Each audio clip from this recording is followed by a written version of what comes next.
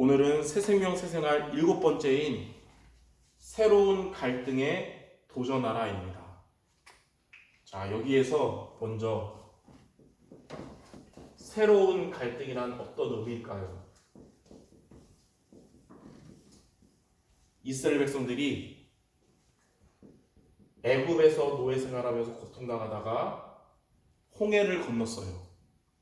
근데 바로 가나안 땅에 있는 게 아니고 광야 생활을 하게 됐잖아요. 이게 바로 새로운 갈등입니다. 우리가 불신자였다가 예수님을 마음에 영접하고 하나님의 자녀가 됐어요. 하나님의 자녀가 된 이후에 찾아오는 많은 갈등들을 새로운 갈등이라 합니다. 예를 들면 가정에서 새로운 갈등이 올 수 있어요.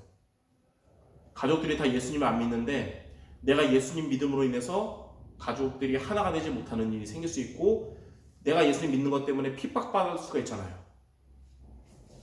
두 번째는 직업에 대한 갈등이 올 수 있습니다. 왜냐하면 직장은 교회가 아니기 때문에 주일에도 일하게 시킬 수도 있고 예배 시간까지도 막 힘들게 할 수 있잖아요. 그때 우리가 신앙생활 제대로 하려고 그럴 때 갈등이 될 수 있겠죠. 세 번째는 인간관계. 나랑 제일 친한 사람들이 내가 예수님 믿고 나니까 나를 되게 갈등하게 되는 경우도 많죠. 이거 외에도 많은데, 이러한 예수님 믿는 것 때문에 갈등들이 올 때 우리는 무너질 수도 없고 인본주의 쓸 수도 없고 어떻게 하면 됩니까? 우리는 세 가지를 붙잡으면 됩니다. 첫 번째, 이런 갈등이 올 때마다 우리는 뭘 기억해야 되냐면 나의 정체성을 확인해야 됩니다. 자, 여러분은 어떤 자냐면 우리의 정체성은 하나님의 자녀예요. 다시 말해서 하나님의 영인 성령이 우리 안에 영원히 내주하시는, 다시 말해서 하나님이 함께 하시는 자라는 사실을 기억하기 바랍니다. 그 말은 하나님을 믿는 것 때문에 온 갈등들을 여러분만 힘들어할 게 아니라 하나님이 잘 알고 계시다는 겁니다. 로마서 8장 2절에 우리는 어떤 자냐면 그리스도 예수 안에 있는 생명의 성령의 법이 죄와 사망의 법에서 너희를 해방하였습니다. 갈등이 오지만 우리는 어떤 자냐? 죄와 사망의 법에서 해방받은 자입니다. 요한복음 14장 16절에는 보니까 성령께서 우리 안에 오셔서 영원히 함께하는 존재입니다. 고린도전서 3장 16절에는 너희가 하나님의 성전인 것과 하나님의 성령이 너희 안에 거하신 것을 알지 못하냐고 했어요. 우리는 하나님의 성령이 거하시는 하나님의 성전입니다. 고린도전서 2장 12절에는 우리가 세상의 영을 받지 않고 하나님으로부터 온 영을 받았으니 이는 하나님께서 우리에게 은혜로 주신 것들을 알게 하려 하십니다. 자, 우리는 어떤 자냐면 성령이 내주하시는 하나님이 함께하는 자라는 사실을 먼저 기억하기 바랍니다.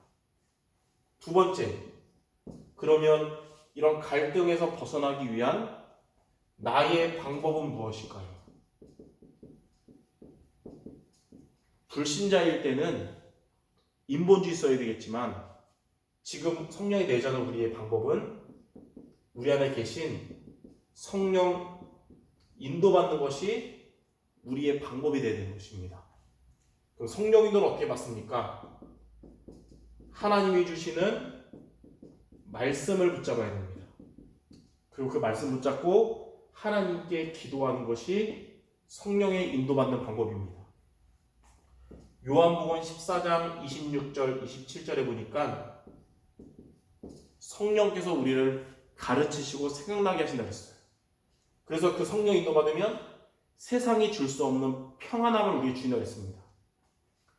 요한복음 16장 13절에는 성령께서 우리를 진리 가운데로 인도하시는데 그가 자의로 인도하지 않고 들은 대로 인도하신다고 했습니다. 그 들은 대로가 뭐냐면 우리가 하나님의 말씀 받은 걸 말해요. 하나님의 말씀을 따라 성령께서 우리를 인도하시겠다고 했어요. 시편 119편 105절에는 주의 말씀은 내 발의 등이요 내 길의 빛이니이다.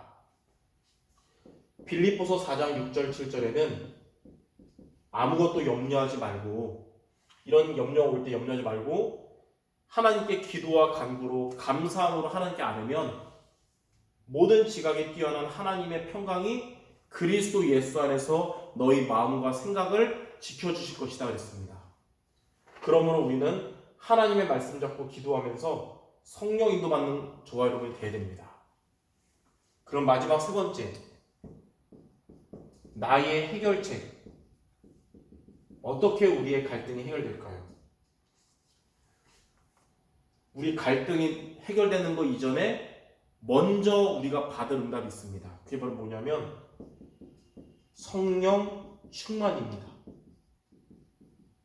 다시 말해서 하나님이 주시는 영적인 힘부터 우리가 회복해야 됩니다. 영적인 힘을 회복하지 못한 상태에서 문제 해결되는 건 하나님의 방법이 아니에요. 그래서 우리가 하나님이 주신 영적인 힘으로 나를 살리면 내가 해결할 수 없었던 이런 갈등들을 하나님이 해결하도록 역사하시는 겁니다. 이게 바로 우리의 해결책이에요.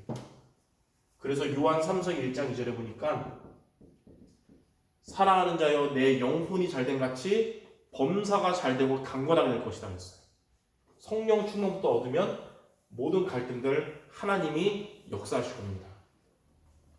시편 1편 3절에도 우리의 영적인 상태가 시냇가에 심은 나무처럼 되면 모든 하는 일들이 다 형통하게 된다 그랬어요.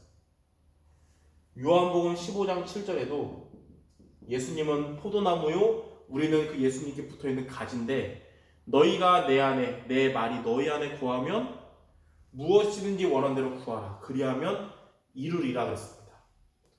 이렇게 우리가 새로운 갈등에 도전하는 것입니다.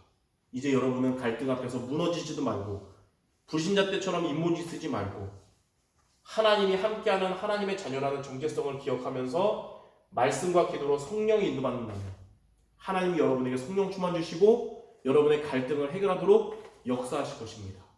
이렇게 승리하는 우리 모든 성도 되시기를 주님의 이름으로 축원합니다. 기도하겠습니다.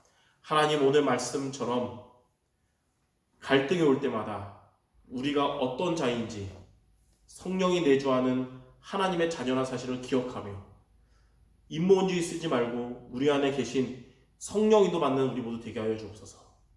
그래서 성령 충만으로 나를 살리고 현장을 살리는 주님의 제자가 되게 하여 주옵소서. 예수 그리스도의 이름으로 기도드립니다. 아멘.